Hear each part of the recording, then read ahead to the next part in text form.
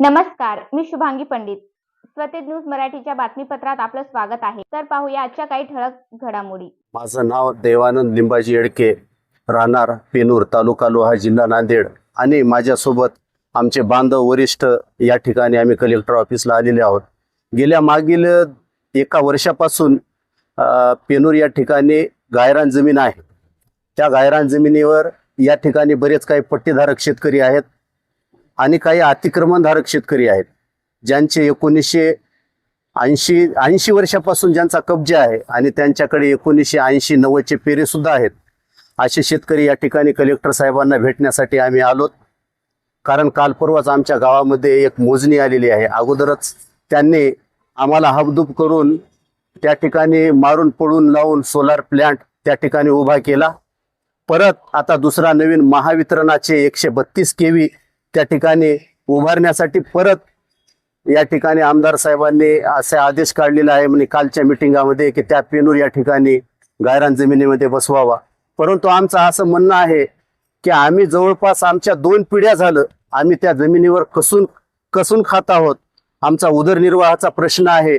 आमचे लेकरं उद्या उघड्यावर येणार आहेत. त्या ठिकाणी आम्ही विहिरी बोर पाडलेले आहेत, परंतु शासन आम्हाला योग्य ते न्याय देत नाही. आणि माझं एवढंच संपूर्ण सरकारला, देवेंद्र फडणवीस साहेबांना अशी माझी विनंती आहे की तुम्ही जसा मागे GR काढला, कसेल त्याची जमीन राहील.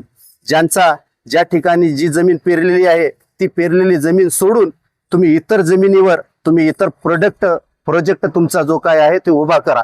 परंतु तशा प्रकारे या ठिकाणी आम्हाला न्याय भेटत नाही. माझं एवढंच फडणवीस साहेबांना सांगणं आहे की साहेब, आमच्याकडे थोडं लक्ष द्या. फार या ठिकाणी दीनदलित, SC समाजाचे, काही ST कॅटेगरीचे लोक आहेत, त्यामुळे आमच्यावर अन्याय होऊ नये. बावनकुळे साहेबांनी सुद्धा या ठिकाणी असं स्पष्ट केलंय की ज्या ठिकाणी जे लोक जमीन कसत आहेत त्या ठिकाणी त्यांचे पट्टे नावाने करून द्यावे. आमच्याकडे भक्कम पुरावे असून सुद्धा आम्हाला हाबदूब करून त्या ठिकाणी बाजूला सारण्याचा प्रयत्न करत आहेत. फडणवीस साहेबांना माझी एवढीच विनंती आहे की साहेब, तुम्ही थोडंसं याकडे गंभीर्याने लक्ष घेऊन आम्हाला योग्य ते न्याय मिळवून द्यावा अशी विनंती आहे. जर साहेब या जमिनीवर कब्जा झाला तर आमचे लेकरबाळ उपाशी मरतील, परंतु आम्हाला आत्महत्या केल्याशिवाय दुसरा पर्याय राहणार नाही. एवढं फक्त माझं म्हणणं आहे साहेब, तेवढं तुम्ही ऐकून घ्या आणि आमच्यावर योग्य ते न्याय करून द्या.